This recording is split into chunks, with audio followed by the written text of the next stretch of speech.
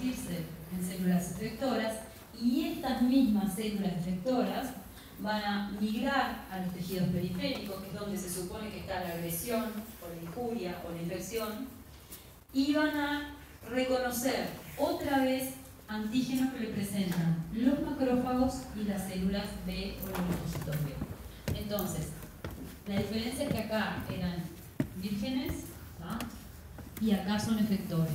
Entonces, una vez que los macrófagos, que también son células presentadoras de antígenos, presentan al linfocito T, este linfocito T lo que va a hacer es ayudar y aumentar las capacidades líticas del macrófago.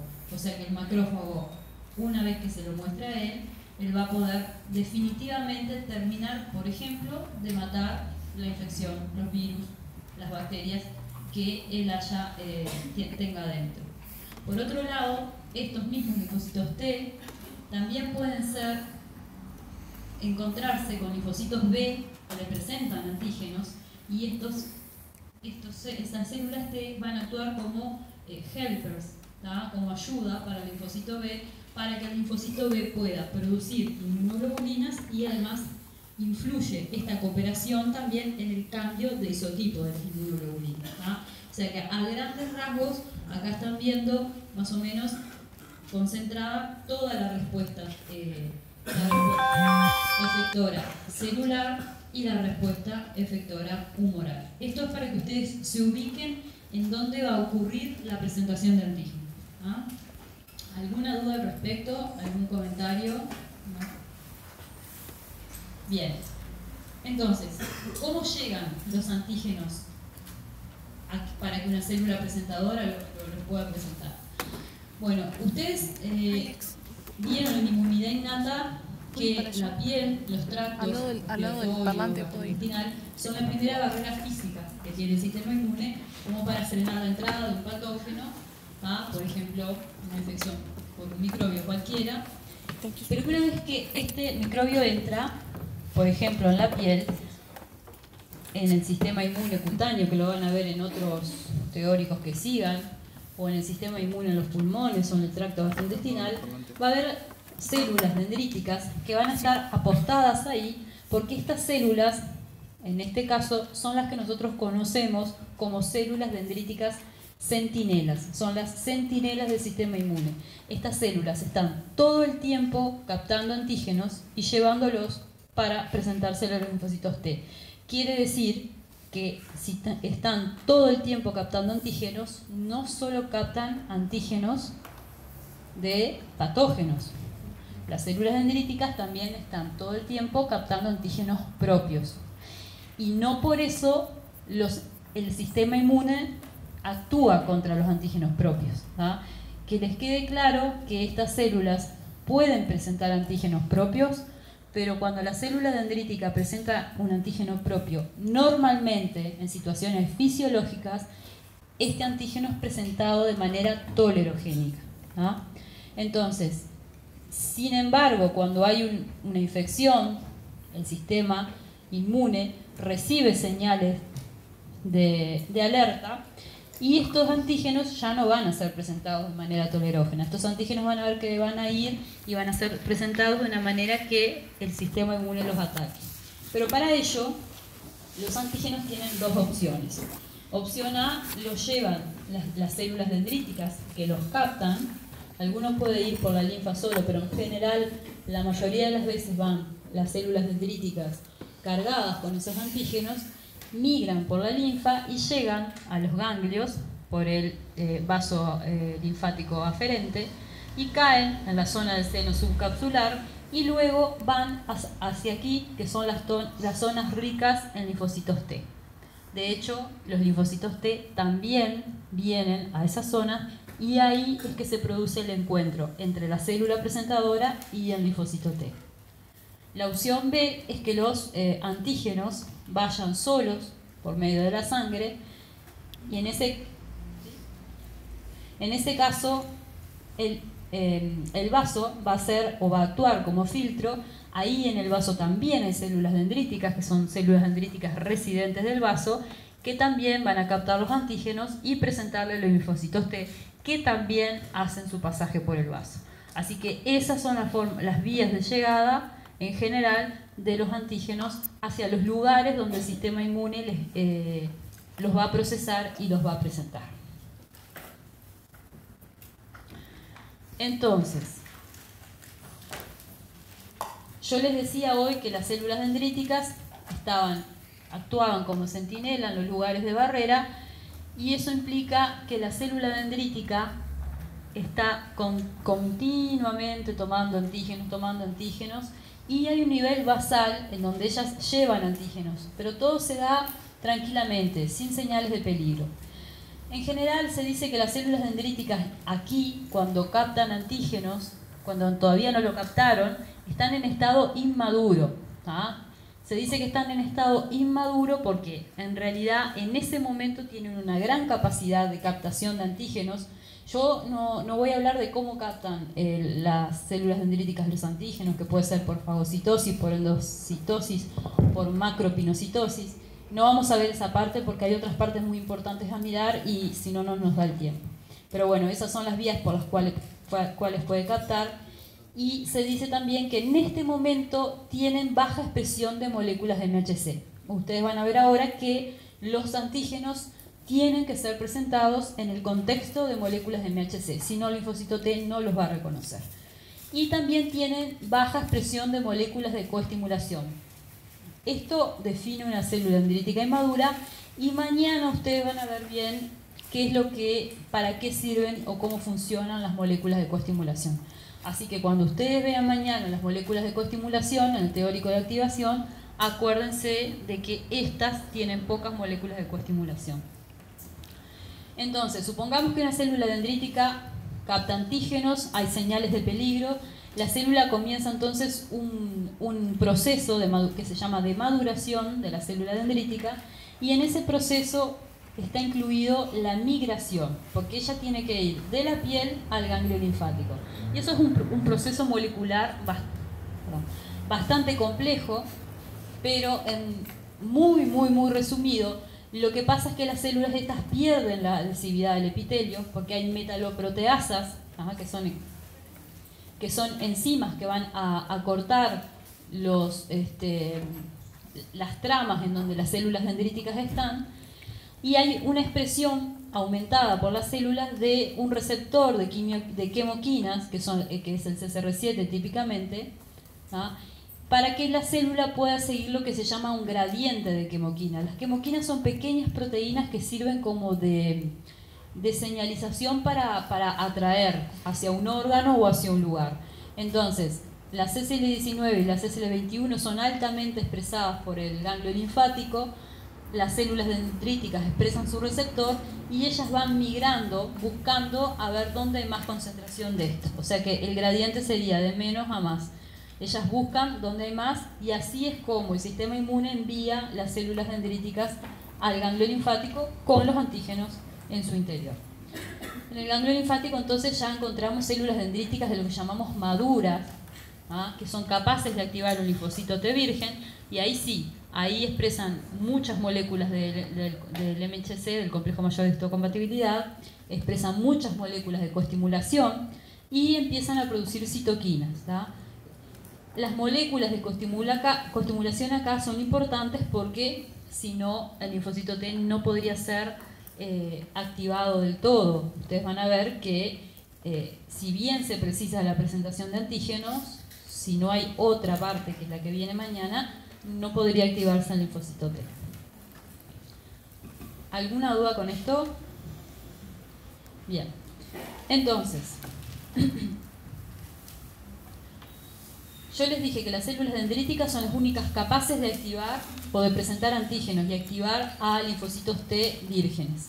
Una vez que los linfocitos T, CD4, CD8 le presentan y están activados, van a viajar hacia la periferia y ahí van a encontrar entonces a macrófagos que también están presentando antígenos y se los van a presentar a esos linfocitos T. Entonces, a este nivel hay dos checkpoints. Primero, este checkpoint de acá, en donde el linfocito T se hace específico para este antígeno, y el segundo es aquí.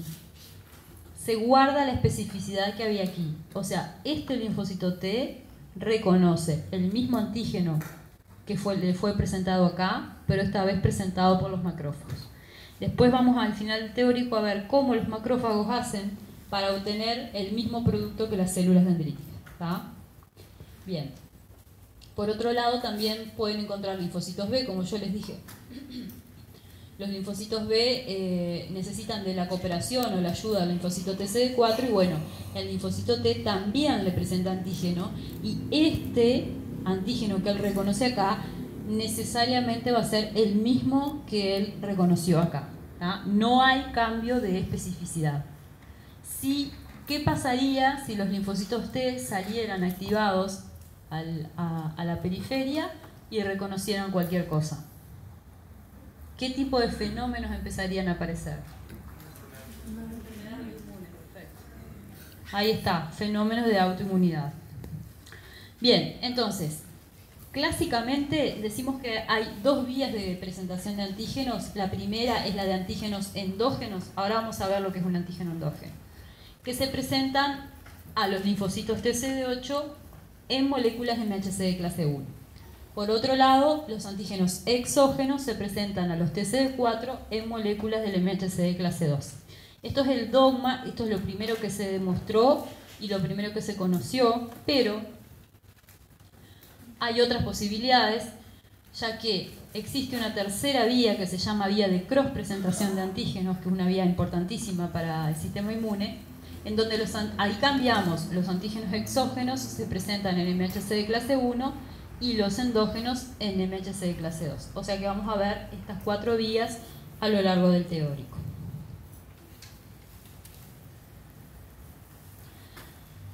Bien, ahora vamos a ver entonces el rol de la célula dendrítica como presentadora de antígeno o el rol de las APC en general como presentador de antígeno. Para esto, ustedes imagínense que a un animal lo inmunizamos con una proteína que se llama ovoalbúmina, es una proteína derivada del huevo. Entonces, esta proteína, ¿cómo sería para este animal? ¿De qué tipo? Una proteína ¿cómo? Exógena. ¿Cómo? No escuché lo que dicen, pero es una proteína extranjera. Es una proteína no conocida para el animal. Entonces, ¿qué va a pasar? El sistema inmune todavía encima lo inmunizamos, o sea que lo dimos en un contexto tipo de vacunación, en un contexto en donde el sistema inmune va a reconocer y va a actuar contra esa proteína. Entonces se van a generar linfocitos T citotóxicos contra esa proteína. Y se van a generar linfocitos T activados y B, etc. Entonces, ¿qué pasa si después nosotros sacamos los linfocitos B y T de este animal y en el laboratorio lo mezclamos con ovoalbúmina? O sea, lo hacemos encontrarse con la ovoalbúmina. ¿A ustedes les parece que los linfocitos B van a proliferar en este caso?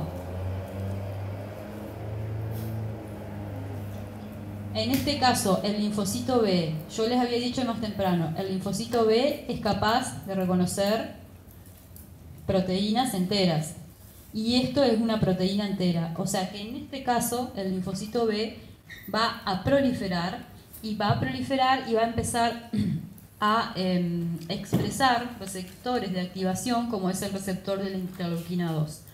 Mañana en el teórico ustedes van a ver cuáles son los receptores de activación de un linfocito T, que también puede ser el receptor de interleuquina 2. ¿Ah? Lo que no va a haber es producción de interleuquina 2, porque el linfocito B no lo puede producir. Si yo agarro los linfocitos T de este animal y los pongo con la proteína entera, con la ovoalbúmina, ¿a ustedes les parece que va a proliferar? No, no va a proliferar, porque el linfocito T no reconoce o no puede presentar moléculas, no puede reconocer moléculas enteras o proteínas enteras. Tiene que reconocer un péptido antigénico. En este caso, entonces, no va a haber nada, ni proliferación, ni activación, ni producción de citoquinas. Sin embargo, cuando mezclo linfocitos B y T con la ovoalbúmina, ¿qué va a pasar? ¿Hay proliferación? Va a haber proliferación. En el mismo caso que va a haber proliferación si ponemos células dendríticas. Aquí porque el linfocito B actúa como presentador, ¿tá? Y el linfocito T se activa, va a haber expresión de receptor interleuquina 2, producción de interleuquina 2, y bueno, y aquí porque la célula dendrítica es la presentadora de antígeno, ¿tá? Entonces, si no hay célula presentadora de antígeno, no hay proliferación de un linfocito. Entonces, a ver que no anda esto. Ahí va. Entonces, antes, ahora es conocido, sabido, es fácil, pero antes no se sabía que se precisaba que la célula presentadora procese el antígeno.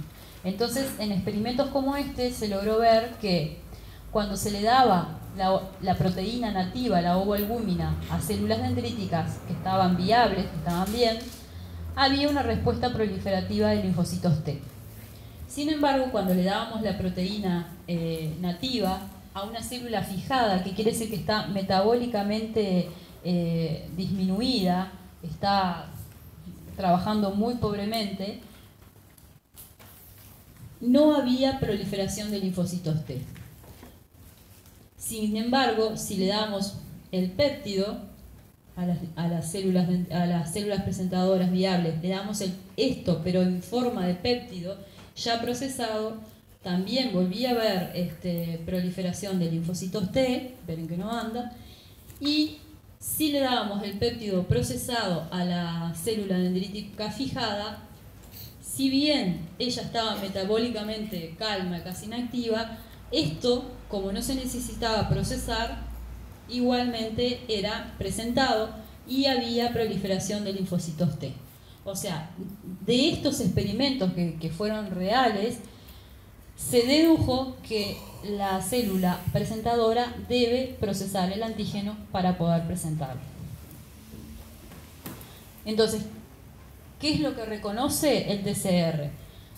A diferencia del linfocito B, que reconoce una parte de una proteína entera, el linfocito T va a reconocer un segmento, va a reconocer algunos aminoácidos o una pequeña secuencia de aminoácidos que incluso puede estar escondida dentro de la estructura tridimensional de la proteína. Por eso cuando se procesa, los péptidos se liberan y estos péptidos son los que son cargados en moléculas de MHC y son presentados al linfocito T, que los reconoce mediante el TCR. Y este concepto es muy importante. El TCR reconoce el complejo péptido MHC. El TCR reconoce todo esto, no solamente el péptido. ¿Tá? Entonces,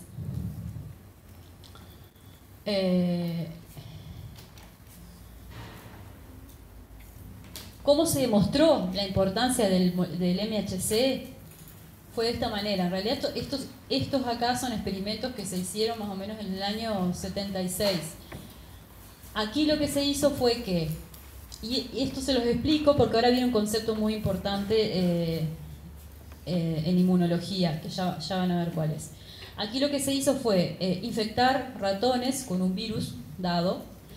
Entonces, luego de la infección, esos ratones generaron una respuesta citotóxica, más o menos en 7 días, contra el virus, por linfocitos TCD8 citotóxicos, que luego le fueron sacados al ratón. Esos linfocitos fueron incubados junto con células epiteliales infectadas, también con el virus, de la misma cepa que el ratón, o sea, estas células vienen también de un ratón infectado de la misma cepa, o células epiteliales que vienen de otro ratón, pero que no es de la misma cepa. Entonces, estas dos estaban infectadas y quisieron ver si estos eran capaces de matar, de ser citotóxicos.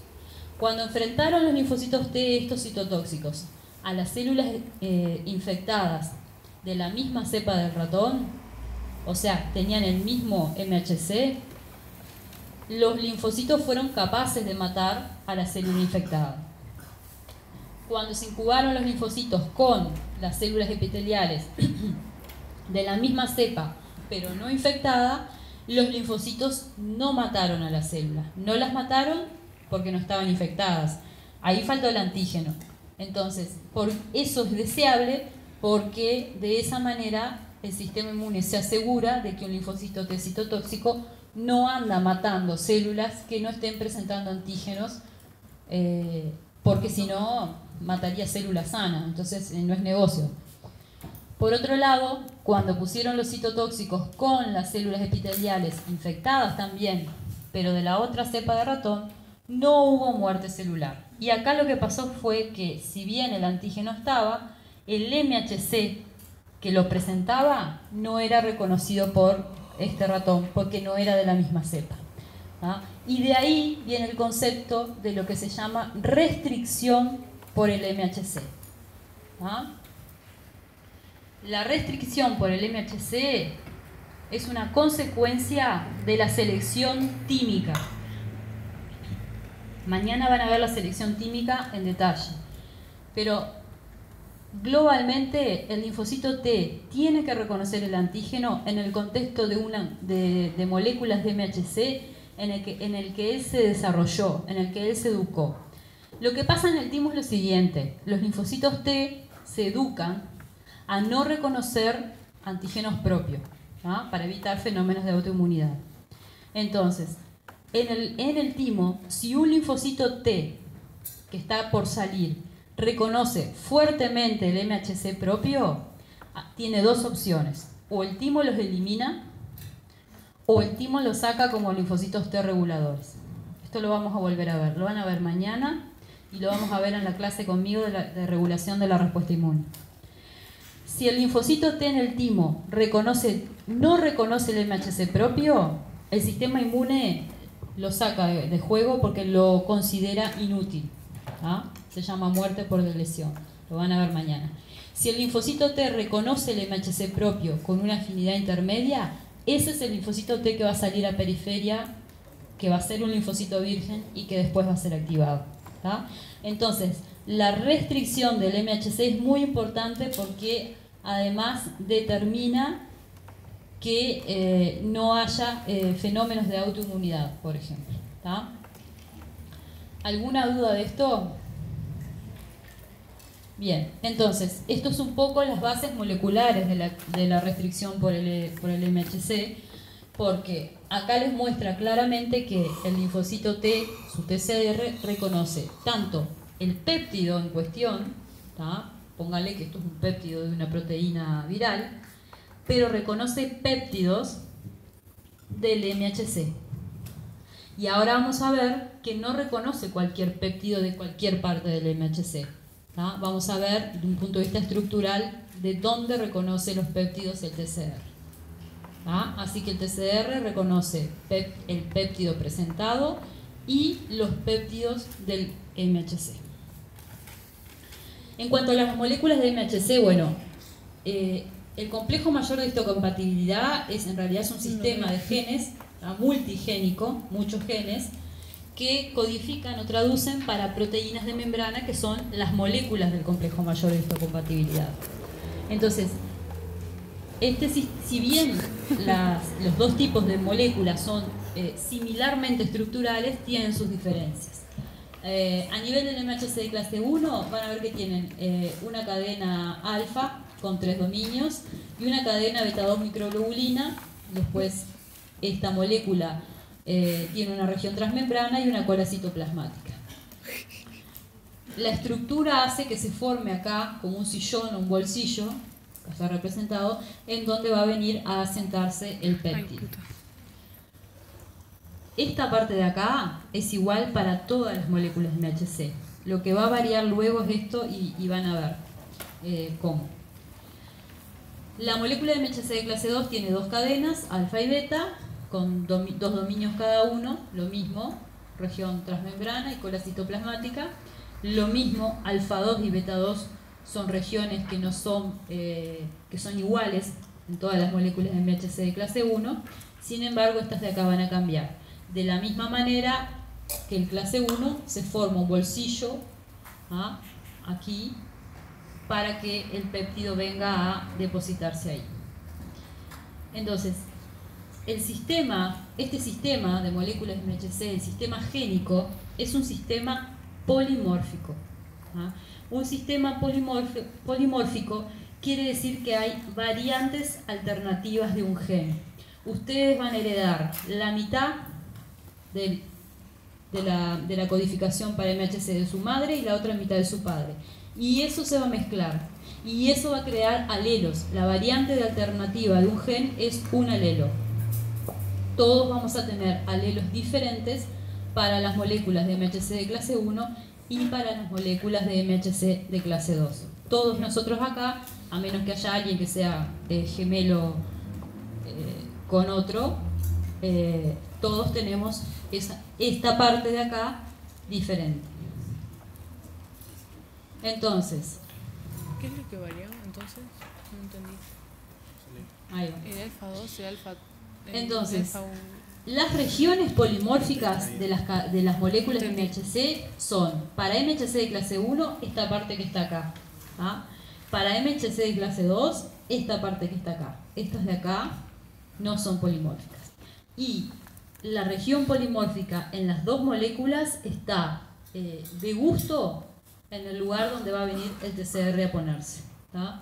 O sea, aquí ven, esta imagen es como visto de acá arriba, entonces aquí ven las zonas polimórficas para MHC de clase 1 y acá para MHC de clase 2. ¿Tá? Y ahí va a venir el TCR a reconocer el péptido y el MHC. ¿Se entendió esto?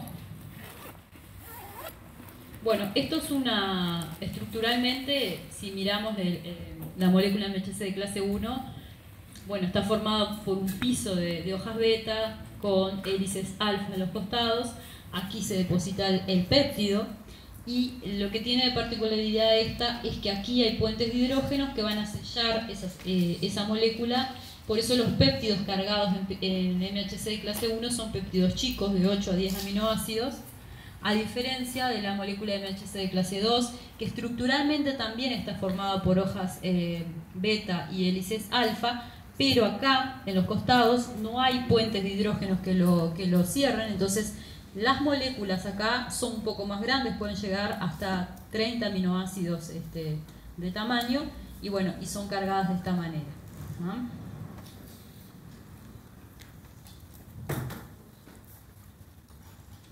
Entonces, si bien es muy importante la interacción TCR y péptido MHC, hay cosas muy importantes o detalles muy importantes que hacen de la interacción péptido-MHC. Primero, que la especificidad del MHC es amplia. ¿Esto es por qué? Está dado por qué. Porque el MHC puede cargar un péptido a la vez, pero puede cargar varios péptidos en su vida de MHC, puede cargar varios péptidos. ¿Ah? Pero no carga cualquier péptido, este sí o después este, así no. No al azar. Los péptidos que cargan un MHC tienen o comparten características químicas similares. Acá, por ejemplo, tenemos 3 péptidos diferentes y vemos, por ejemplo, que justo acá, en este lugar, hay hay aminoácidos ahí que tienen carga positiva. Entonces, el MHC reconoce estructura química, reconoce que acá esto es parecido, este es parecido con este, y en el mismo lugar. Eso es lo que reconoce el MHC. Lo otro importante es que, bueno, tiene una interacción saturable, o sea que se llenan y llega un momento que no hay más lugar. Pero lo más importante es que hay una disociación lenta. O sea, el péptido agarra, el MHC carga el péptido y no lo libera enseguida, demora unas 2 horas mínimo en liberarlo. ¿Por qué les parece a ustedes que es importante que la disociación sea lenta? Porque hay uniones que son de disociación rápida, pero esta es lenta. ¿Por qué les parece que es importante que el MHC tenga un buen rato el péptido ahí? Para que lo pueda presentar y para que el linfocito T lo encuentre, porque el linfocito T, no se olviden, o mañana creo que es lo que lo van a ver, va a ir dando vueltas. O sea, el linfocito T da varias vueltas por el vaso, por los ganglios. Entonces, en algún momento va a encontrar el péptido correspondiente.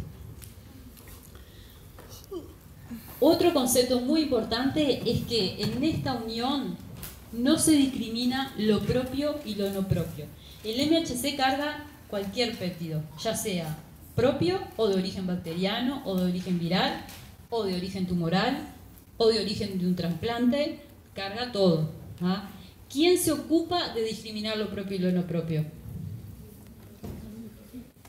¿Ah? ¿Quién aporta la discriminación? El TCR, perfecto. ¿Ah? Y otra característica es que un haplotipo, o sea, el haplotipo es el MHC que tiene cada uno de ustedes, ¿ah? Definido. Un haplotipo se une a un repertorio dado de péptidos antigénicos. ¿Qué quiere decir esto? Que cada uno presenta lo que puede y no lo que quiere. Y esto está en la base de que, bueno, todos tenemos conocidos o familiares que decimos, él es propenso a las infecciones urinarias, él es propenso a las infecciones respiratorias. ¿Por qué? Parte de la explicación es esto, ¿ah? Porque hay algunos que presentamos bien ciertos patógenos y otros que presentan mejor esos patógenos y tienen menos infecciones urinarias, y así sucesivamente. ¿Ah? Por eso es importante el haplotipo. Entonces, un péptido, el MHC une péptidos de patógenos propios, es un sistema de genes poligénicos, son varios genes, y polimórficos, que tiene varias variantes, varias alternativas en un gen. Otros sistemas polimórficos existen.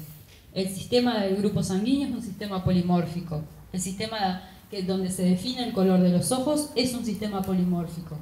¿Ah? Pero lo que tiene importante para el organismo que el MHC sea polimórfico es que va a determinar un haplotipo individual para cada uno de ustedes. Y eso va a determinar que haya un rango de especificidades. ¿Ah? ¿Eso lo entienden? Es la forma en que uno puede procesar y mostrar los antígenos. ¿Ah? ¿De qué forma puede?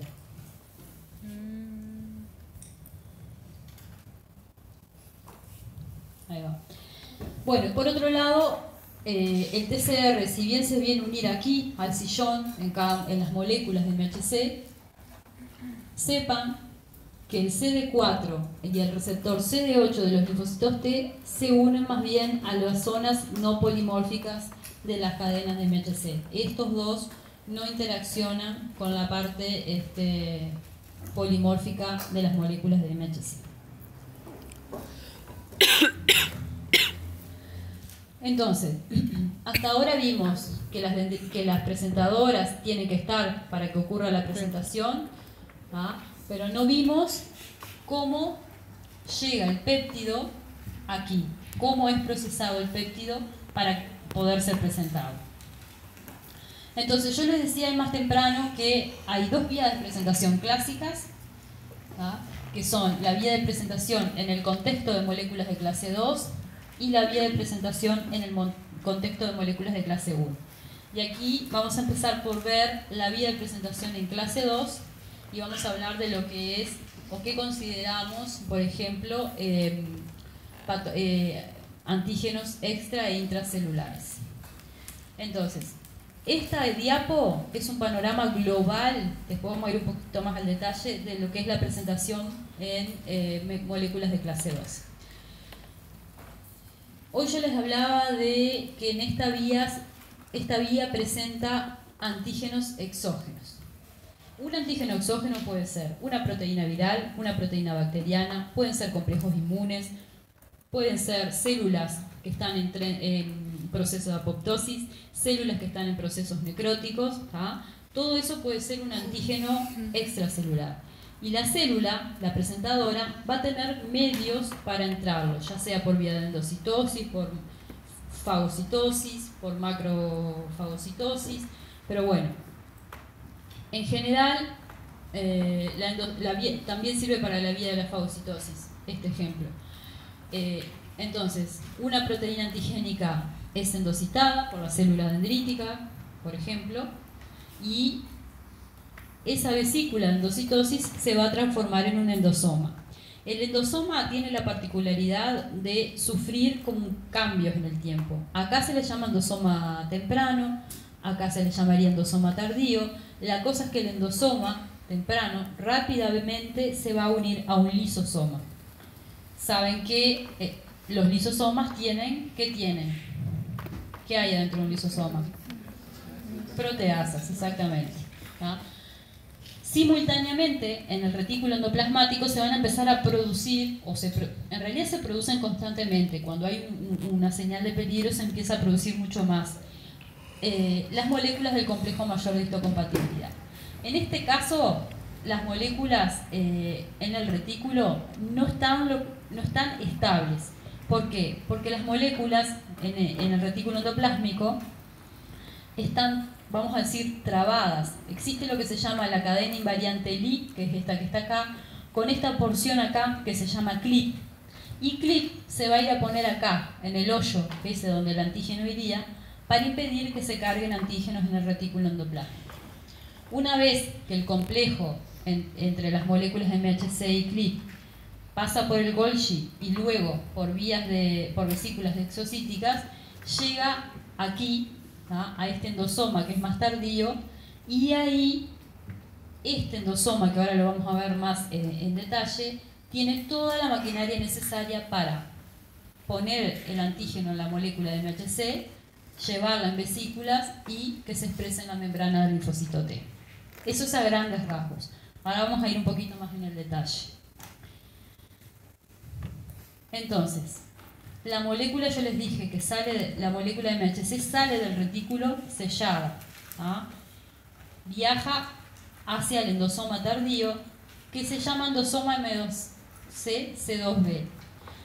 Este endosoma ya está fusionado con el lisosoma y tiene muchos actores que van a permitir el cargado del antígeno a la molécula. Entonces, como bien lo dijeron, el lisosoma aportó proteasas. Entonces, las proteasas trabajan a pH ácido. Necesariamente aquí tiene que haber pH ácido para que ocurra la presentación por esta vía, y ahora vamos a ver cómo se produce eso. Pero una vez que llega la molécula con clip, como hay esas proteasas que actúan, rompen la cadena invariable dejando solamente a clip en el surco o en el bolsillo del MHC, y otra molécula que se llama HLA-DM es la encargada de remover clip de ese hoyo. Ahí deja libre la molécula para que sea cargada. Y se encarga y ayuda también en poner o cargar el antígeno en la molécula de MHC clase 2. Una vez que fueron cargadas, son llevadas por vesículas de exocitosis hacia la membrana y bueno, y ahí el antígeno es presentado a los linfocitos T, CD4, exactamente. Muy bien. Entonces, acá tiene que haber un pH ácido. Hay ciertos fármacos, por ejemplo la cloroquina. Los pacientes con lupus, algunos todavía son tratados con cloroquina. Y bueno, lo que se sabe ahora es que la cloroquina inhibe el pH ácido endofagosomal y deja al individuo sin la presentación por esta vía, ¿no? Hay veces que uno tiene ciertos protocolos de tratamiento por otra cosa que no sabe que van a terminar incidiendo de un punto de vista molecular en otros procesos, ¿no? Bien, entonces acá se necesita pH ácido. Después en el libro ustedes miren qué tipo de proteasas son, están las catepsinas S, etc., ¿no? Pero no va a ir, o sea, en las preguntas del parcial no va a ir más que lo que está en el ABAS y lo que se dio en el teórico. Hay una parte del teórico que no está en el ABAS, pero yo les voy a decir dónde la puedan leer. Bien. Y aquí estamos hablando de quién es la responsable del pH ácido endofagosomal. El pH ácido endofagosomal, o sea, esta enzima que se llama VATPasa o ATPasa vacuolar, es una enzima que hace entrar protones al endofagosomas y de esa manera disminuye el pH y lo acidifica. Acá hay un detalle que es que, ¿se acuerdan que de las células dendríticas inmaduras y maduras? Las inmaduras allá en la piel recogiendo antígenos, las maduras ya en el ganglio, procesando y ya presentando el antígeno, las células dendríticas maduras tienen una actividad de la tepeasa vacuolar que está reducida en parte porque la tepeasa vacuolar está desensamblada, está desarmada. Sin embargo, cuando hay un peligro inmunológico, que la célula dendrítica madura, parte del proceso de maduración de la célula dendrítica es el ensamblamiento de la beta-tepeasa. Y una vez ensamblada, cumple con su función de acidificar el pH y de poder procesar y presentar antígenos. O sea que el peligro inmunológico hace que madure el ADC y que mejore su capacidad de procesar antígenos que van a ser presentados a los linfocitos T CD4. Ahora van a ver que después viene otra enzima que también va a actuar en el pH, pero en otra vía, en conjunto con la tepeasa vacuolar. En esta vía es la tepeasa vacuolar la que acidifica. Bien, ahora vamos a pasar a ver, vinimos de ver esto, donde se precisa pH ácido, donde se presentan antígenos extracelulares. Ahora vamos a ver esto, donde se presentan antígenos intracelulares y van a ver que aquí no se precisa el pH ácido porque de hecho casi todo el proceso está realizado en el citosol de la célula y en el retículo donde el pH no es ácido. Y van a ver qué implicancias fisiológicas tiene antígenos procesados a pH ácido y antígenos procesados a pH neutro. Entonces, para esta vía, en esta vía donde se van a procesar antígenos intracelulares y se van a presentar al linfocitos TCD8, los antígenos intracelulares pueden ser catalogados como, por ejemplo, una infección viral. El virus infecta, sintetiza proteínas en el citosol de la célula. Ahora, ¿qué pasa? En las células, las proteínas no andan boyando en el citosol así y nadie hace nada. En realidad, cuando hay proteínas que están en el citosol que no están cumpliendo una función, las proteínas estas son ubiquitinizadas. Hay ubiquitinas, que son enzimas o proteínas, que lo que hacen es pegarle como un tag, ¿vieron? Como una marca, sería acá. Una vez que están marcadas, entre comillas, estas proteínas son llevadas a ser procesadas por lo que se llama el proteasoma. Y pongan atención acá, porque el proteasoma es muy importante en esta vía y porque no quiero que se confundan con otra cosa parecida que vamos a ver después. El proteasoma es una unidad multicatalítica que se encuentra en el citoplasma celular y que va a ser el encargado de procesar antígenos que vienen del intracelular, y ese procesamiento de antígenos luego va a liberar los antígenos al citosol, pero por medio de proteínas como la TAP, que es una proteína transportadora, van a lograr entrar al retículo endoplasmático. En el retículo endoplasmático va a haber otras proteínas chaperonas, que pueden ser la calnexina o la calreticulina, que van a hacer o lograr o asegurarse del correcto plegado de las moléculas de MHC de clase 1. Entonces hay enzimas que ayudan. Una vez correctamente plegadas, las moléculas de MHC van a poder ser cargadas con el antígeno y van a ser llevadas al Golgi, y por vesículas de exocitosis van a poder instalarse en la membrana de la célula presentadora y van a poder presentar los antígenos a los linfocitos TCD8. Entonces, ahora vamos a ver más en detalle esto y más en detalle esto. Una cosa, este proceso de ubiquitinización es un proceso normal y fisiológico. No es solo o no está destinado solo a proteínas que estén asociadas a una infección o una injuria. Proteínas están todo el tiempo, nosotros estamos todo el tiempo presentando de esta manera proteínas que son propias también. Lo que pasa es que no se presenta bajo señales de peligro, y eso cambia el objetivo de la respuesta inmune. Entonces ahora vamos a hablar del proteasoma. El proteasoma, como yo les decía, que es un complejo multicatalítico que se encuentra en el citoplasma, tiene varios segmentos, pero sobre todo el más importante capaz es un segmento que se llama cuarto catalítico, en donde hay unidades de catálisis. Por aquí entran los antígenos, las proteínas son procesadas, cortadas, por aquí salen y van hacia el citosol para ser ingresadas al retículo endoplástico. Ahora, ¿qué es lo que pasa? Bajo señales de peligro, el inmunoproteasoma, cuando hablo de señales de peligro, hablo de activación de una respuesta inmune innata, presencia de interferón, presencia de TNF-alfa.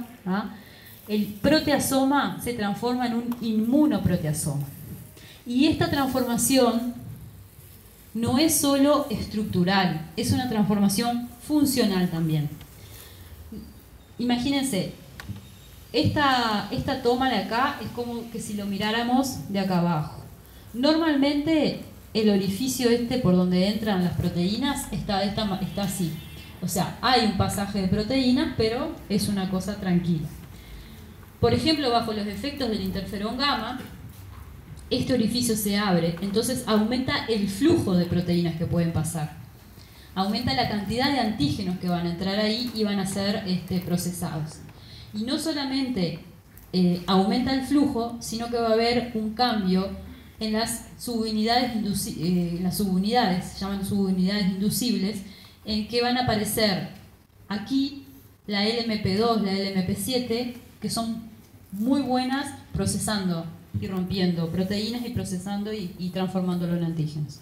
Entonces, en el inmunoproteasoma aumenta la calidad y la cantidad de los antígenos procesados. ¿Y por qué digo aumenta la calidad? Porque estas subunidades permiten que se corten antígenos más o menos de 30 aminoácidos que son bien cargados en las moléculas de MHC de clase 1. Acuérdense, el inmunoproteasoma es el que está en el citosol y que degrada antígenos. ¿Alguna duda de la diferencia entre estos dos? ¿Entendieron bien que son diferentes? ¿Que uno se transforma cuando hay una señal de peligro?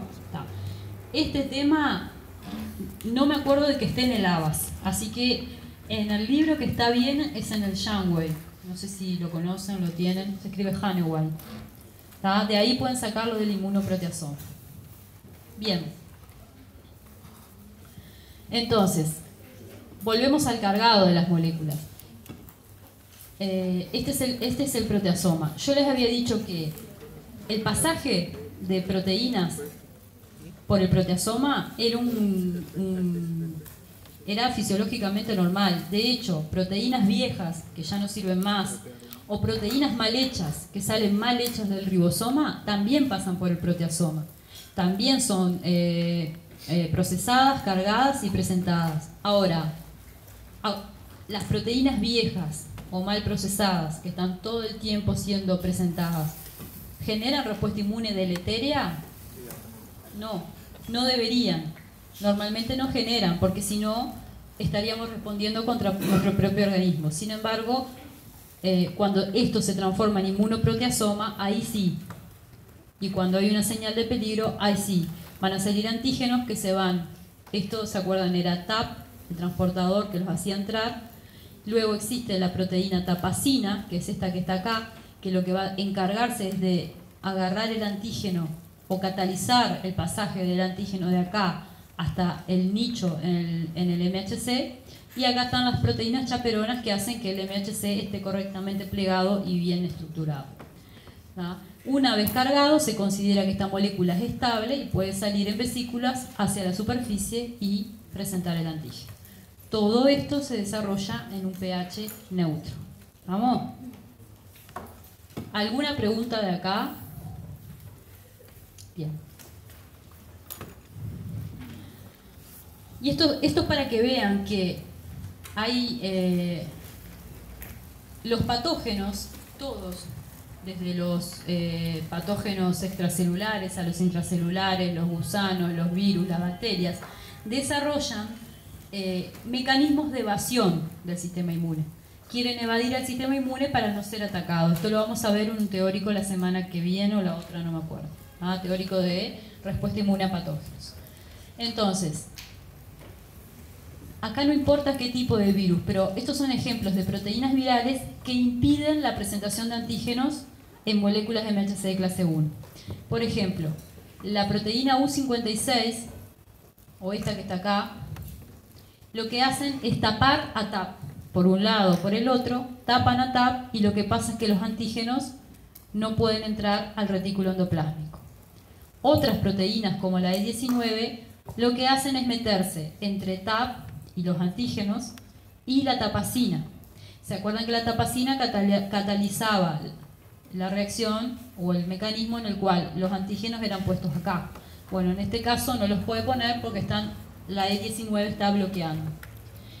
Y otro tipo de proteína viral como la US11 lo que hace es agarrar las moléculas de MHC de clase 1 y enviarlas al citosol.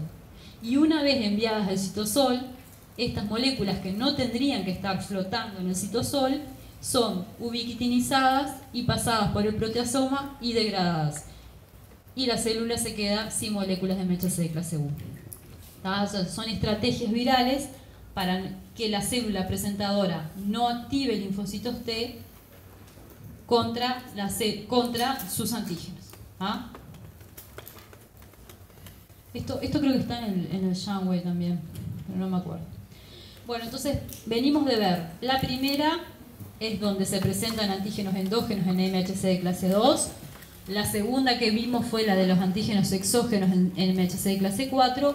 Y yo les dije que había dos posibilidades más. Ahora vamos a ver aquella vía en la cual los antígenos exógenos se van a presentar en MHC de clase 1, fenómeno o vía que se llama de cross presentación o presentación cruzada en español. Esta vía es fundamental, ahora van a ver para qué tipo de presentación de antígenos.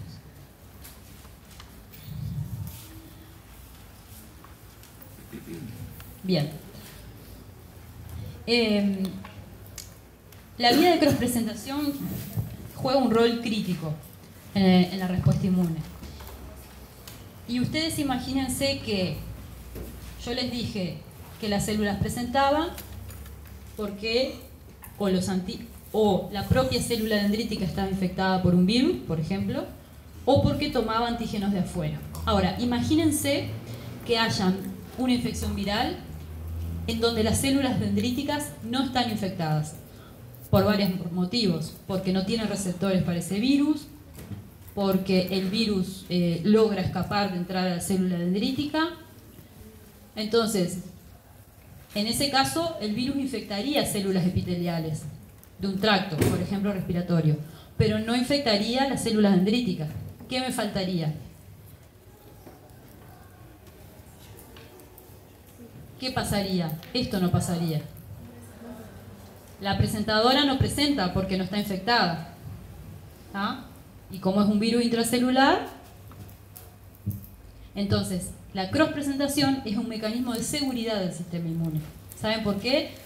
Porque de esa manera, si la célula dendrítica no está infectada, puede entrar antígenos virales exógenos y procesarlos en MHC de clase 1. ¿Ah? Es un sistema de seguridad la cross-presentación.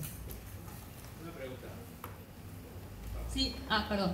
Si es un virus, ¿no? Y crea proteínas en una célula, ¿cómo la célula dendrítica capta eso? Ahí va. Este esquema sirve para tu pregunta. Lo que yo les decía al principio es que ponerle que esta célula, esto es el tracto respiratorio y está infectado. Estas son las partículas virales. Entonces, vas a tener linfocitos TCD8 que vengan a reconocerlos y atacarlas porque acá se activaron. Se activaron porque la célula dendrítica estaba infectada. Eso es como lo que vos decís. Tu pregunta es, ¿cómo hace la célula dendrítica para enterarse que acá hay esto? Y bueno, porque ella está infectada.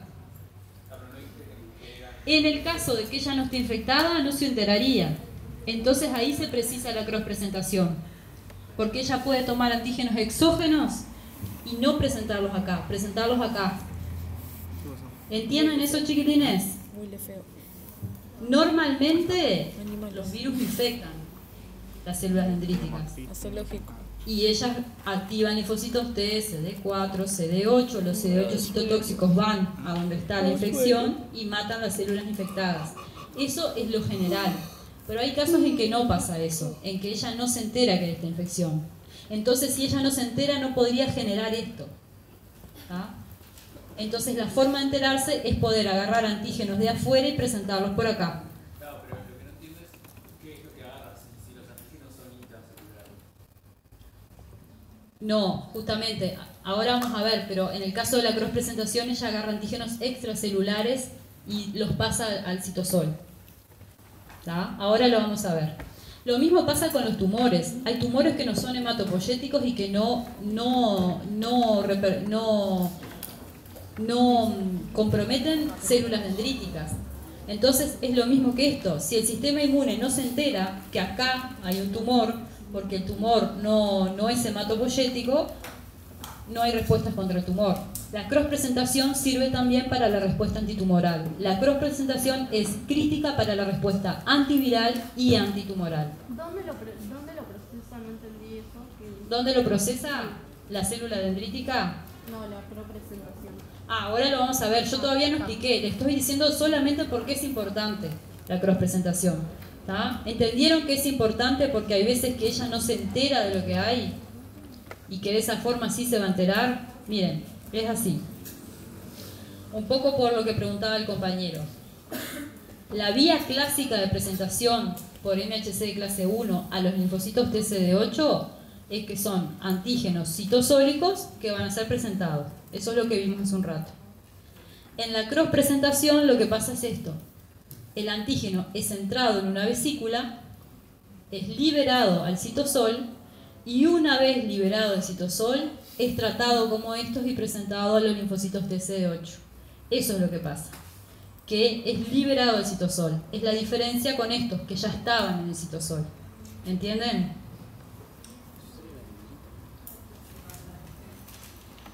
Entonces, acá les voy a dar un panorama de las tres vías juntas y la cross-presentación, cómo se mezcla con ella. Entonces, antígenos exógenos entran por endocitosis, lo que vimos, van a los endosomas.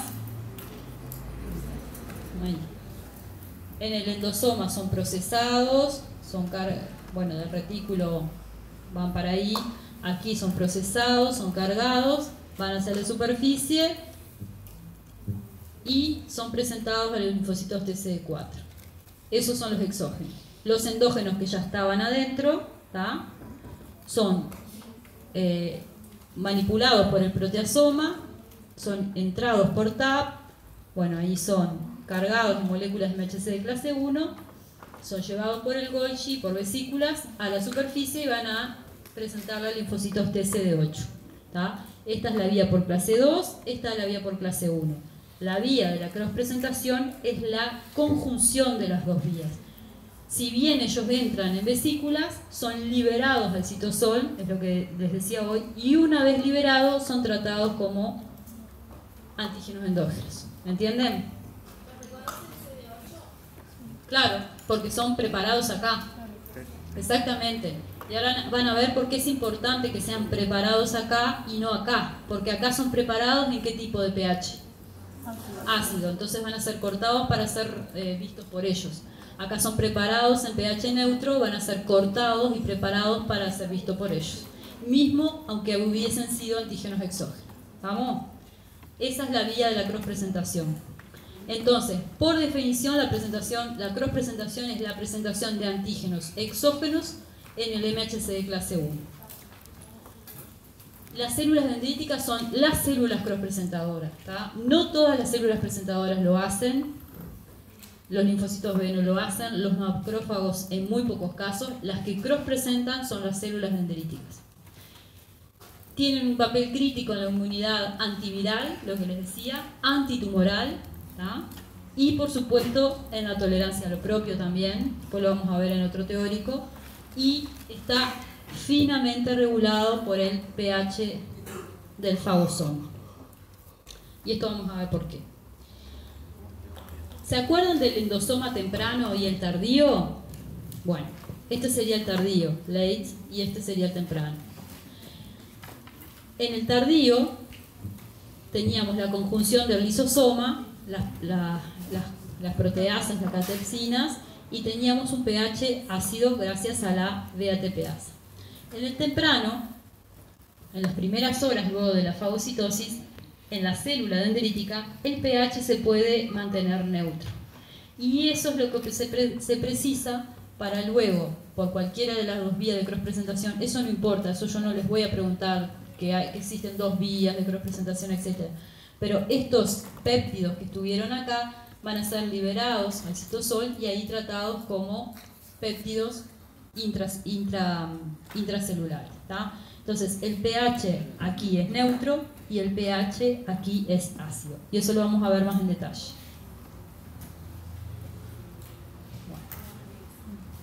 Ahí va. Esto es así. Si nosotros a un macrófago, a una célula dendrítica, los hacemos fagocitar, aquí, al tiempo cero, vemos que los macrófagos, a la hora de haber fagocitado, bajan su pH endofagosomal a 4,5 de pH. Es un pH ácido, o sea que los macrófagos de entrada acidifican su pH endofagosomal. ¿Por qué? Porque los macrófagos lo que quieren es reventar el bicho que entró.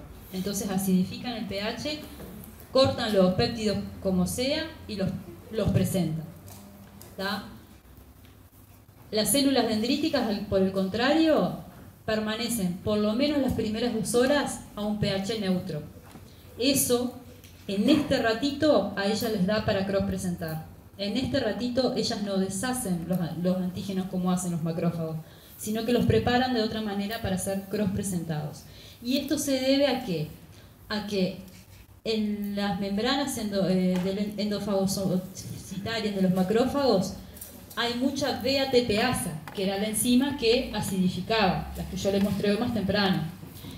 Después hay un poco de otra enzima que se llama NOX2, y ahí vamos a pasar a explicar esto un poco. Porque el pH endofagosomal se regula por 2 enzimas.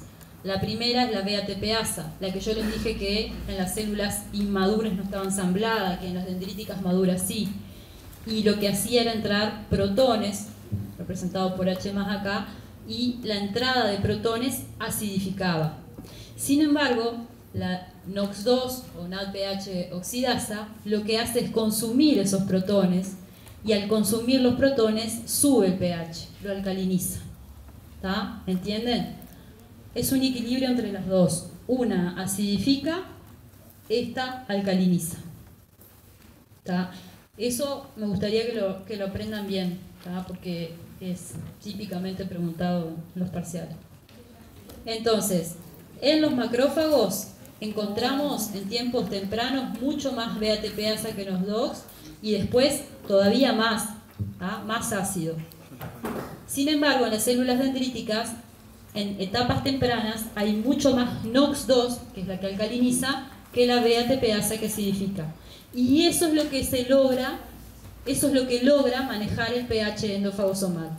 Y el manejo del pH endofagosomal es quien decide cómo se procesan los antígenos. ¿Tá? Entonces, acá vamos a redondear un poco esto. A ver, y si no entienden, díganme porque estaría bueno que entiendan esto. La célula dendrítica presenta antígenos exógenos por MHC de clase 2 que fueron procesados en un pH ácido.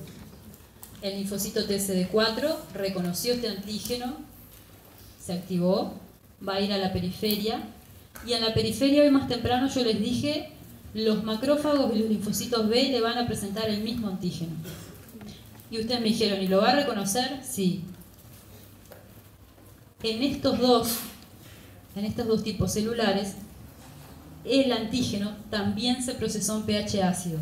¿Por qué? En el macrófago, porque lo vimos recién, porque sabe procesar en pH ácido, le falta NOX2. Y en los linfocitos B se procesan en pH ácido porque los linfocitos B, no se olviden que también ellos toman complejos antígeno-anticuerpo, y romper un complejo antígeno-anticuerpo, para romper un complejo así, el pH tiene que estar muy ácido, si no las enzimas no logran romperlo. Entonces, ambos procesan y presentan antígenos a pH ácido, que va a ser reconocido por el linfocito TCD4, activado en el ganglio por este antígeno que también fue procesado en pH ácido. ¿Tá? Por el contrario, el linfocito TCD8, ya sea por la vía de la cross presentación o por la vía directa del MHC de clase 1, va a ser entrenado a reconocer un antígeno que fue procesado en pH neutro. Entonces, cuando él salga como citotóxico a la periferia, yo les dije, ¿se acuerdan? Esto puede ser el tracto respiratorio infectado. ¿Y a ustedes qué les parece? ¿Las células epiteliales cómo trabajan? ¿A qué tipo de pH? Las células del organismo. Neutro. Cuando yo hablo de pH ácido, hablo de células dendríticas, no cualquier célula del organismo. Las células del organismo están, el citosol está a pH neutro. Entonces, las células epiteliales respiratorias pobres, todas infectadas, procesaron los antígenos virales a pH neutro y se lo van a presentar a él, que vino de ser capacitado para reconocer ese antígeno que fue cortado en pH neutro. ¿Tá? La relevancia fisiológica de la presentación de antígenos, la fina, ¿cómo se dice? La fina regulación por el pH explica nada más y nada menos que esto. ¿Quién va a presentar qué, dónde y a dónde responder? Y obviamente no se olviden que la especificidad se guarda. Si él es específico para este antígeno, acá también va a ser específico para el mismo. Y lo mismo acá. Y eso se logra porque fueron cortados iguales. Si yo corto acá pH ácido, él no va a reconocer nada porque no va a ser cortado de la misma manera. El mismo antígeno no va a ser ni cortado ni presentado de la misma manera. ¿Tá? ¿Entienden? ¿Alguna duda de esto? ¿Las células epiteliales pueden presentar antígenos? Teóricamente no. Hay algún tipo otro de células que podría presentar antígenos, que puede ser alguna célula epitelial, pero en contextos, no en contextos fisiológicos, sino por ejemplo, cuando uno realiza un trasplante de órgano sólido, las células epiteliales que trae la vasculatura, o endoteliales también, que trae la vasculatura o trae el órgano trasplantado, podrían presentar antígenos, pero no son casos fisiológicos, vamos a decir así. ¿Ah? Bien. Y ahora, por último, entonces, vamos a ir a la última vía, que es donde se presentan antígenos endógenos en moléculas de MHC de clase 1. Este proceso se llama autofagia, ¿tá? El proceso este. Entonces, la autofagia, lo primero que quiero que les quede claro, que la autofagia es un proceso fisiológico. Todo el tiempo el organismo está haciendo autofagia. ¿Por qué?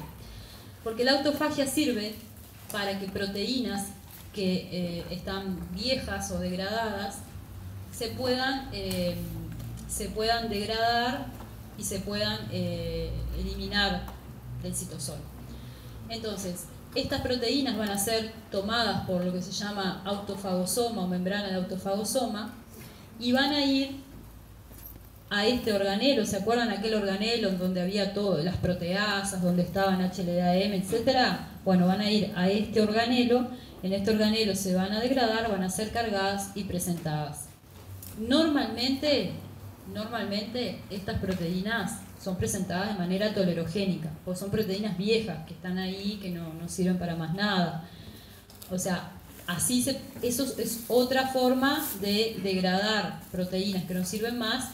Y bueno, se presentan, pero se presentan en forma tolerogénica. ¿Tá? Eso era en estado fisiológico. Ahora, hay situaciones fisiopatológicas en donde el organismo tiene aumentada la actividad autofágica o disminuida. Claramente, en los casos de desnutrición severa, o en los casos donde hay peligro inmunológico, vieron donde hay citoquinas que andan en el medio, se aumenta el nivel de autofagia que puede tener una célula. Entonces, en este caso, las proteínas van a ser englobadas por una vesícula de autofagia. Estas proteínas también, ¿qué pasa? Estas proteínas también van a ser ubiquitinizadas. ¿Se acuerdan que las proteínas que entraban al proteasoma se les pegaba como una marca para que entren al proteasoma? Bueno, esto es lo mismo. Acá la proteína esta LC3 sería la proteína TAG, esa que marca, y una vez que las proteínas están marcadas con LC3, entrarían a esta vesícula, ¿tá?, de autofagosoma, que luego se cierra, y ahí el autofagosoma se une a un lisosoma y el lisosoma degrada las proteínas, ¿tá? Acá no, en este caso de aumento no habría presentación, simplemente habría destrucción de esas proteínas que andan ahí, boyando, ¿tá? O sea, la autofagia es un proceso por el cual se presentan antígenos de esa manera, como yo les mostré en la diapo anterior. También en casos extremos de desnutrición se empiezan a destruir proteínas, mucho más que lo conveniente, ¿tá? Y bueno, por este mecanismo, sin necesariamente tener que haber presentación, pero otra característica de la autofagia o otra cosa relevante es que si bien es una vía de presentación de antígenos, la autofagia es una vía por la cual se puede matar patógenos, ¿ah? Entonces, hay patógenos como las micobacterias que van a infectar un macrófago, una célula dendrítica. Ellas entran por vesículas de endocitosis, ¿ah? Aquí está la vesícula, y se acuerdan que una vez que entra una vesícula de fagocitosis o un fagosoma o una vesícula de endocitosis, va a ir un lisosoma, ¿no? Y se la va a unir para aportar las proteasas. Bueno, lo que hacen las micobacterias es inhibir la unión al lisosoma, y ellas se creen que con eso se escaparon de la respuesta inmune. Pero en realidad lo que hace el sistema inmune es que cuando hay vesículas en el tiempo, vesículas o fagosomas o endofagosomas en el tiempo que no están unidas a un lisosoma, el sistema inmune dice, acá hay un problema. Entonces viene y las rodea con una vesícula de autofagia. Y una vez rodeada con la vesícula de autofagia no tiene modo de escapar de la unión del lisosoma, y ahí sí, el lisosoma se abre y revienta las bacterias, o en este caso las micobacterias, que son las que escapan del lisosoma. ¿Entienden? Acá no es presentación de antígeno, pero es una forma de matar patógenos. Otro tipo de patógenos por el cual esta vía los puede matar es los patógenos que entran en vesículas de fagosomas o endocitosis y escapan al citosol. Ellos escapan porque se creen que escapando se van a obviar el lisosoma, pero en realidad, como yo les dije, cuando hay proteínas que andan boyando por el citosol, van a venir proteínas adaptadoras, o las proteínas esas que ubiquitinan, y van a pegársele, y una vez pegadas va a venir una vesícula de autofagocitosis, las va a rodear, y ahí no se van a escapar del autolisosoma. ¿Ah? Entonces, esta vía, además de presentar antígenos, también es una vía que mata patógenos. Y esto, para los que les toca, es importante para los que les toca este paper en el seminario, que trata de, en realidad esto es un estudio que se hizo, pacientes que sufren de fibrosis quística. A los pacientes con fibrosis quística en realidad lo que se le hace es un plan antibiótico, porque tienen obviamente reducida la capacidad, por ejemplo, de mover con el moco los patógenos que entran, tienen otras capacidades inmunológicas reducidas, entonces se le hace un plan antibiótico para evitar justamente la infección. Pero se vio que, al revés, que los pacientes tratados con acitromicina, los que tienen fibrosis quística, tenían preponderancia a infecciones micobacterianas. Y era por eso, porque la acitromicina bloquea la autofagia. Y las micobacterias no se unían al lisosoma y no se morían. ¿Tá? A alguno de ustedes les va a tocar esto para el seminario, no sé si ya repartieron. Bien. ¿Tá? Y esto es a modo de cerrar, en realidad. Ahí va. Entonces, que les quede claro que las células dendríticas son las que pueden activar un linfocito T naïf, que estos linfocitos T efectores van a salir a periferia, que en periferia van a reconocer el mismo antígeno que se les presentó acá, pero esta vez presentado por otros actores, que son los macrófagos y las células B, y que estos linfocitos T, que finalmente van a ser, en el caso de los CD4, los linfocitos T helper, van a ayudar a las células, en este caso al macrófago, a terminar con la infección o aumentar, por ejemplo, sus capacidades líticas. Y este va a ayudar al linfocito B a secretar inmunoglobulinas y hacer el cambio de isotipo. O sea que en todo caso, luego de la presentación de antígeno, van a estar en pleno corazón de la respuesta inmune celular, que sería acá, y de la respuesta inmune humoral, que sería acá. Entonces, algunos conceptos. Acuérdense que la presentación de antígeno está restringida, hay una restricción por el MHC, y acá esto es importante. Todas las células nucleadas del organismo pueden presentar por vía MHC de clase 1, no cross-presentar, por vía directa de MHC de clase 1.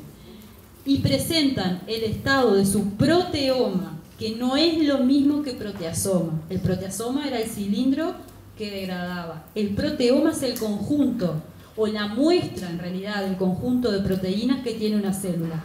Todos en este momento estamos mostrando el proteoma todo el tiempo al sistema inmune, porque el sistema inmune sensa todo el tiempo porque se quiere enterar si hay un problema. ¿Tá? Entonces todas las células nucleadas presentan su proteoma en moléculas de MHC de clase 1 a los linfocitos T CD8. Y bueno,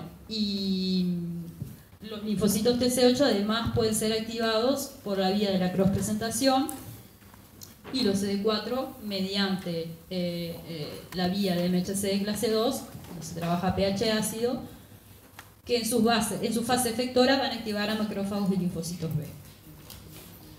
Entonces, la presentación de antígeno es necesaria, pero no es suficiente para activar el linfocito T. Lo que nosotros vimos hoy es esto. Lo que ustedes van a ver mañana es toda la otra parte que se requiere para la activación del linfocito T. ¿No? ¿Alguna pregunta?